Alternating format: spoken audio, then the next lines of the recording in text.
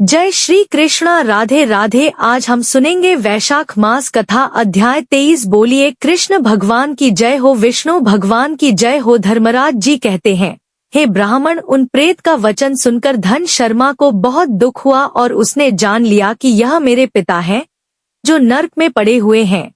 तब वह सर्वथा अपनी निंदा करते हुए कहने लगा, हे स्वामीन, मैं ही आपका पुत्र धन शर्मा हूँ। मैं आपके किसी काम न आया, इसीलिए मेरा जन्म थक है। जो पुत्र आलस्य छोड़कर अपने पिता का उद्धार नहीं करता वह अपने को पवित्र नहीं पाता। जो इस लोक और परलोक में भी सुख का विस्तार कर सके वही संतान या पुत्र कहलाने लायक है। इस लोक में धर्म की दृष्टि से पुरुष के दो ही गुरु हैं, एक पिता और एक माता। इनमें भी पिता श्रेष्ठ है, क्योंकि सर्वत्र बीज की ही प्रधानता देखी जाती है। हे पिताजी, मुझे बताओ मैं क्या करूं, कहां जाऊं और कैसे आपकी गति होगी। मैं धर्म के तत्वों को नहीं जानता हूँ और केवल आपकी आज्ञा का ही पालन करूँगा। तब प्रेत ने कहा, बेटा तुम घर जाओ और जमुना जी में विधि से स्नान करो। आज से 5वें दिन वैशाख की पूर्णिमा आने वाली है, जो सब प्रकार की उत्तम गति प्रदान करने वाली और देवता और पितरों के पूजन के लिए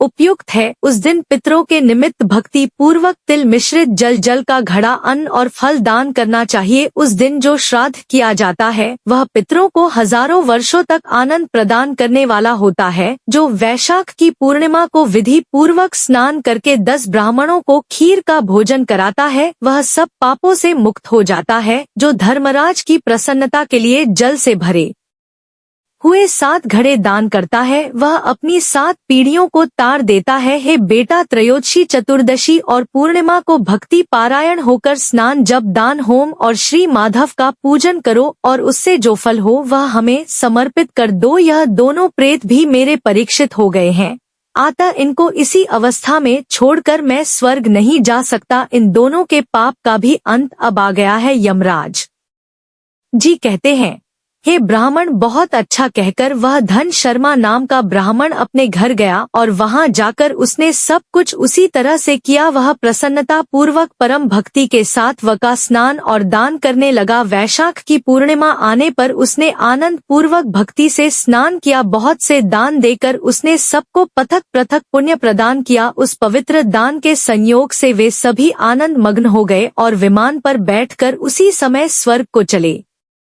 गए। ब्राह्मणों में श्रेष्ठ धन शर्मा भी श्रुति, स्मृति और पुराणों का ज्ञाता था। वह चिरकाल तक उत्तम भोगों को भोग कर अंत में ब्रह्मलोक को प्राप्त हुआ। अतः यह वैशाख की पूर्णिमा परम पुण्यम और समस्त विश्व को पवित्र करने वाली है। इसका महात्म्य में बहुत बड़ा है, अतः मैंने संक्षेप में तुम्हें इसका महत्व बता दिया। जो वैशाख के महीने में प्रातःकाल स्नान करके नियमों के पालन से विशुद्ध चित होकर भगवान मधुसूदन की पूजा करते हैं, वे ही धन्य है, पुण्यात्मा है और वे ही पुरुषार्थ के भागी है। जो मनुष्य वैशाख के महीने में सवेरे स्नान करके संपूर्ण यम नियमों से युक्त होकर भगवान लक्ष्मीपति की आराधना करते हैं वह निश्चय ही अपने पापों का नाश कर देते हैं। जो प्रातः काल उठकर श्री विष्णु की पूजा के लिए गंगा जी के जल में डुबकी लगाते हैं, उन्हीं पुरुषों ने समय का सदुपयोग किया है। वे ही मनुष्य में धन्य और पाप रहित है। वैशाख के महीने में प्रातः काल नियम युक्त होकर मनुष्य जब तीर्थ में स्नान के लिए पैर बढ़ाता है, उसी समय श्री माधव के स्मरण और नाम कीर्तन से उसका एक एक पग अश्वमेघ यज्ञ के फल के समान पुण्य देने वाला होता है। श्री हरि के प्रियतम वैशाख के महीने में व्रत का यदि पालन किया जाए तो यह मेरू पर्वत के समान बड़े बड़े पापों को भी जलाकर भस्म कर देता है। हे ब्राह्मण, तुम पर अनुग्रह होने के कारण मैंने यह सारा प्रसंग संक्षेप में तुम्हें बता दिया। जो मेरे कहे हुए इस इतिहास को भक्ति पूर्वक सुनता है वह भी सभी पापों से मुक्त हो जाता है और उसे मेरे लोक यमलोक में नहीं आना पड़ता है। ब्राह्मण, वैशाख मास के नियम का विधि पूर्वक पालन करने से अनेकों बार किए हुए ब्रह्मा अत्याधिक पाप भी नष्ट हो जाते हैं। यह निश्चित बात है। वह पुरुष अपने 30 पीढ़ी के पहले के पूर्वजों को और 30 पीढ़ी के बाद की संतानों को भी तार देता है, क्योंकि अनायास नाना प्रकार के कर्म करने वाले भगवान श्री हरि को वैशाख का यह महीना बहुत ही प्रिय है। अतः इसे सब मास में उत्तम माना गया है। यमराज जी कहते हैं, हे ब्राह्मण सुनो, पूर्व काल की बात है। महिरथ नाम से विख्यात एक राजा थे। उन्होंने अपने पूर्व जन्म के पुण्य के फल स्वरूप प्रचुर ऐश्वर्य और धन संपत्ति को प्राप्त किया था, परंतु राजा राज्य लक्ष्मी का सारा भार अपने मंत्री पर रखकर स्वयं विषय भोग में आसक्त हो रहे थे। वे ना प्रजा की ओर दृष्टि डालते थे और ना ही धन की ओर, धर्म और अर्थ का काम भी नहीं देखते थे। उनकी वाणी और उनका मन कामिनियों की क्रीड़ा में आसक्त था। राजा के पुरोहित का नाम कश्यप था। जब राजा को विषयों में रमते हुए बहुत दिन हो गए, तब पुरोहित जी ने मन में विचार किया, जो गुरु मोहवश राजा को अधर्म से नहीं रोकता,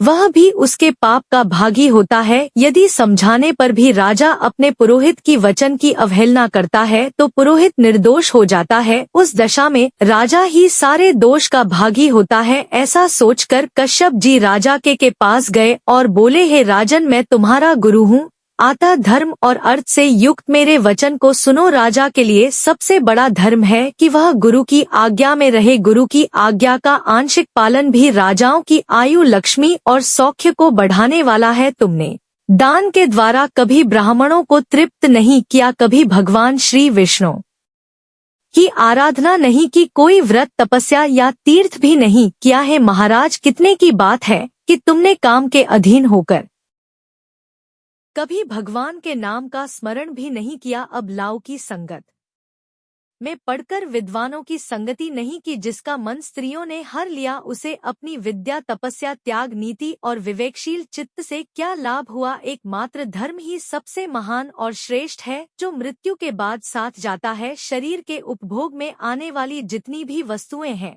वे सब यहीं पर नष्ट हो जाती हैं। धर्म की सहायता से ही मनुष्य दुर्गति से पार होता है। हे राजा, क्या तुम नहीं जानते, स्त्री, पुत्र आदि, कुटुंब, शरीर और द्रव्य संग्रह, यह सभी पराये हैं, अनित्य हैं, किंतु पुण्य और पाप अपने ही हैं। एक दिन जब सब कुछ छोड़कर तुम्हें विवशता पूर्वक जाना ही है, तो तुम अनर्थ में फंसकर अपने धर्म का अनुष्ठान क्यों नहीं करते। मरने के बाद उस दुर्गम पथ पर अकेले कैसे जाओगे। ना टहलने के लिए स्थान है, ना खाने के लिए अन्न, ना पानी, ना राह खर्च और ना राह बताने वाला कोई गुरु ही है। यहाँ से प्रस्थान करने के बाद तुम्हारे पीछे कुछ भी नहीं जाएगा, केवल तुम्हारे पाप और पुण्य जाते समय तुम्हारे पीछे पीछे जाएंगे। आता तुम आलस्य छोड़कर वेदों और स्मृतियों में बताए हुए देश और कुल के अनुरूप हित कर्म का अनुष्ठान करो। धर्म मूलक सदाचार का सेवन करो। अर्थ और काम भी यदि धर्म से रहित हो तो उनका परित्याग कर देना चाहिए। दिन रात इंद्रिय विज रूपी योग का अनुष्ठान करना चाहिए, क्योंकि जितेंद्रिय राजा ही प्रजा को अपने वश में रख सकता है। लक्ष्मी अत्यंत रमणी के कटाक्ष के समान चंचल होती है। विनय रूप गुण धारण करने से ही वह राजाओं के पास ठहरती है। जो अत्यंत कामी और घमंडी हैं, जिनका सारा कार्य बिना विचारे होता है, उन राजाओं की संपत्ति उनकी आयु के साथ ही नष्ट हो जाती है। हे राजन, तुम्हारे लिए सर्वोत्तम हित की बात कह रहा हूँ, क्योंकि मैं तुम्हारा पुरोहित हूँ। तुम्हारे भले बुरे कर्मों का भाग्य हो। मुनीश्वर ने ब्रह्मा हत्या, सुरा पान, चोरी, गुरु पत्नी गमन आदि महापातक बताए हैं।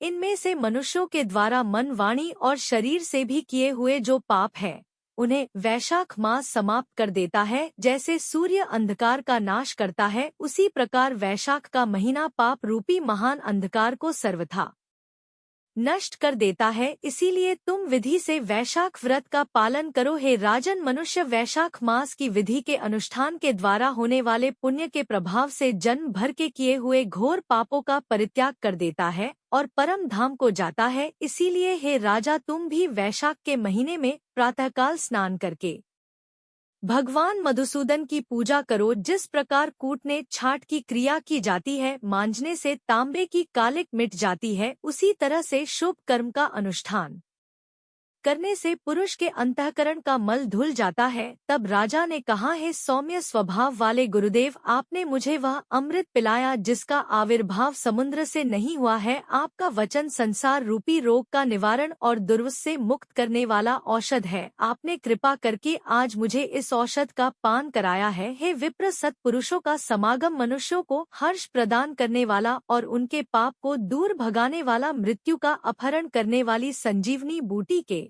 समान है। इस पृथ्वी पर जो मनोरथ दुर्लभ माने गए हैं, वे सब यहाँ साधु पुरुषों के संग से प्राप्त हो जाते हैं।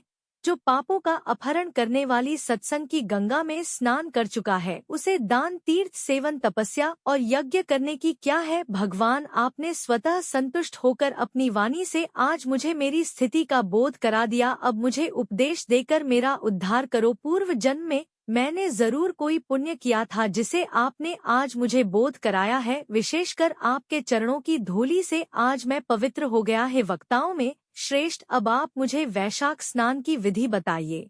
तब कश्यप जी ने कहा, है राजन, बुद्धिमान पुरुष को चाहिए कि वह बिना पूछे अथवा अन्याय पूर्वक पूछने पर किसी को उपदेश ना दे। लोक में जानते हुए भी जड़त अनजान की भांति आचरण ना करे, परंतु विद्वानों, शिष्यों, पुत्रों और श्रद्धालु पुरुषों को उनके हित की बात कृपा पूर्वक बिना पूछे बता देनी चाहिए। हे राजन, इस समय तुम्हारा मन धर्म में स्थित हुआ है, अतः तुम्हें वैशाख स्नान के उत्तम व्रत का पालन कराऊंगा। उसके बाद पुरोहित कश्यप जी ने राजा महिरथ से वैशाख के महीने में स्नान, दान और पूजन कराया। शास्त्रों में वैशाख स्नान की जैसी विधि थी, जैसी उन्होंने देखी थी, उन्होंने पूरा उसका पालन कराया। राजा महिरथ ने भी गुरु की प्रेरणा से उस समय विधिपूर्वक सब नियमों का पालन किया। माधव मास का जो जो विधान उन्होंने बताया, उन्होंने सब आदर पूर्वक सुना और उसे निभाया। तब राजा ने प्रातःकाल स्नान करके भक्ति भाव के साथ श्री हरि का पूजन किया और नैवेद्य का भोग लगाया। यमराज जी कहते हैं,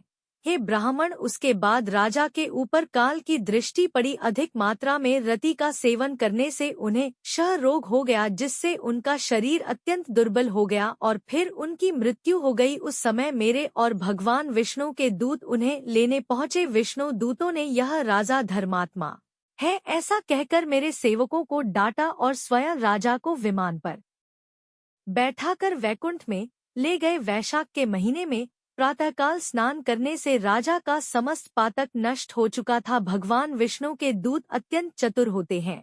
वे भगवान की आज्ञा के अनुसार राजा महिरथ को नर्क मार्ग के निकट से ले चले। जाते जाते राजा ने नर्क में पकाए जाने के कारण घोर चित्कार करने वाले नारकीय जीवों का आर्त नारद सुना। पापियों का कंदन बड़ा भयंकर था। वह सुनकर राजा को बड़ा विस्मय हुआ। वे बहुत दुखी होकर दूतों से बोले, जीवों के करने की यह भयंकर आवाज क्यों सुनाई दे रही है? इसका क्या कारण है? यह सभी हमें बताने की कृपा करें। राजा की बातें सुनकर विष्णु दूतों ने क्या कहा और क्या किया, यह हम अगले अध्याय की कथा में सुनेंगे। आज के अध्याय की कथा यहीं पर समाप्त होती है। बोलिए कृष्ण भगवान की जय हो।